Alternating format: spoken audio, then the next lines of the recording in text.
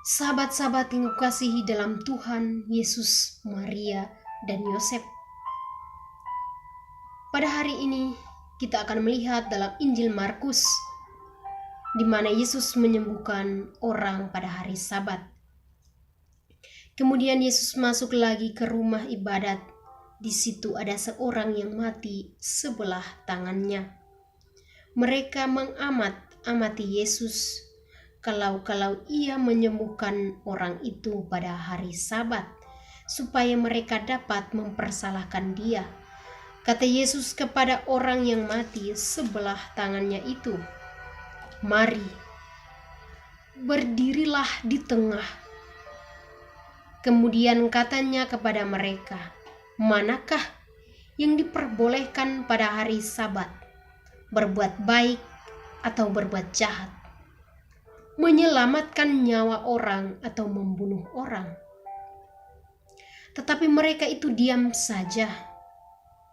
Ia berduka cita karena kedegilan mereka, dan dengan marah ia memandang sekelilingnya kepada mereka.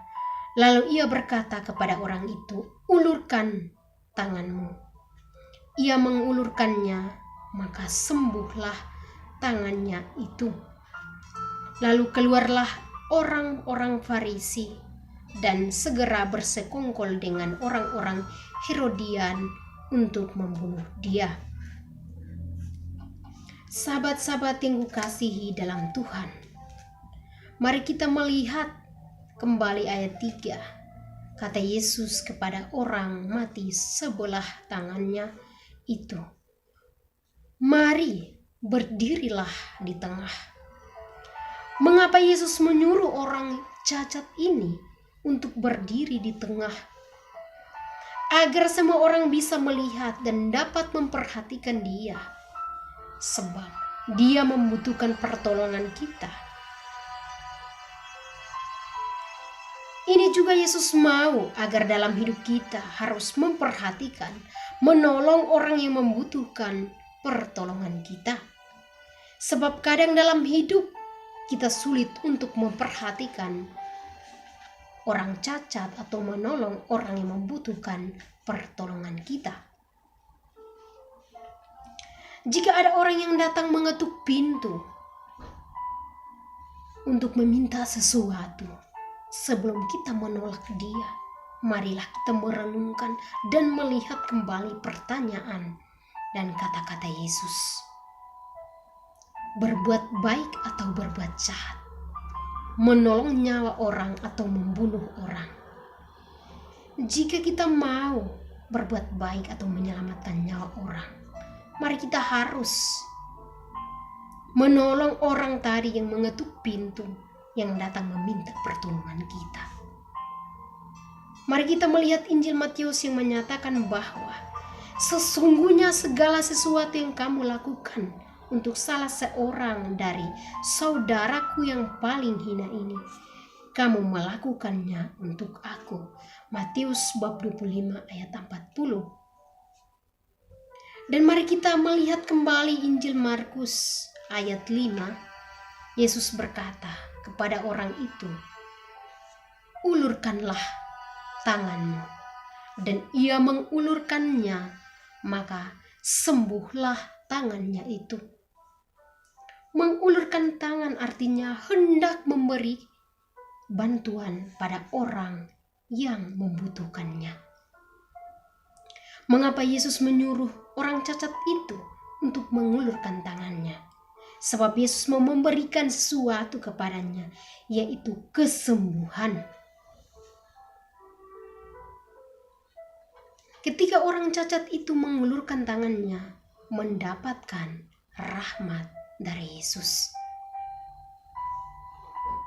Tangan yang berarti untuk memberi dan menerima.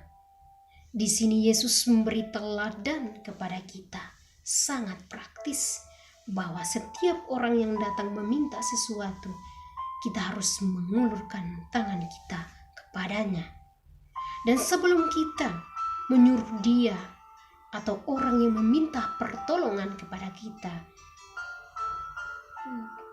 kita harus menyuruh agar dia mengulurkan tangannya, seperti yang dilakukan Yesus kepada orang cacat itu, sehingga kita dapat mengulurkan tangan kita kepada orang dan memberi apa yang dia butuhkan.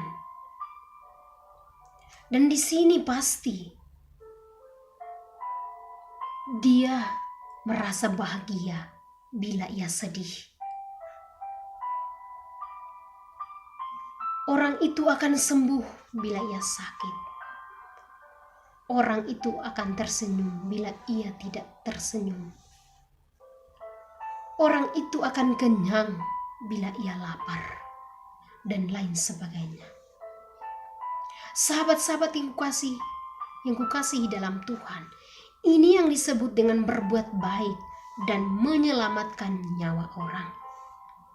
Sahabat-sahabat yang kukasihi dalam Tuhan, kasih adalah tujuan hidup kita di dunia ini, yaitu untuk mengasihi satu sama lain. Sahabat-sahabat yang kukasihi dalam Tuhan, mari kita tetap melakukan yang baik, sebab tujuan kita di dunia ini yaitu untuk menyelamatkan jiwa-jiwa atau orang-orang yang membutuhkan pertolongan. Untuk itu sahabat-sahabat, jangan pernah menyerah untuk berbuat baik, tapi tetap berjuang dan berlomba untuk berbuat baik, sebab hanya perbuatan baik yang membuat kita bahagia dan masuk dalam kerajaan surga, yaitu kasih. Dan kasih, sebab Allah sendiri adalah kasih. Untuk itu sahabat-sahabat, mari kita sama-sama tetap berjuang untuk tetap saling mengasihi satu sama lain.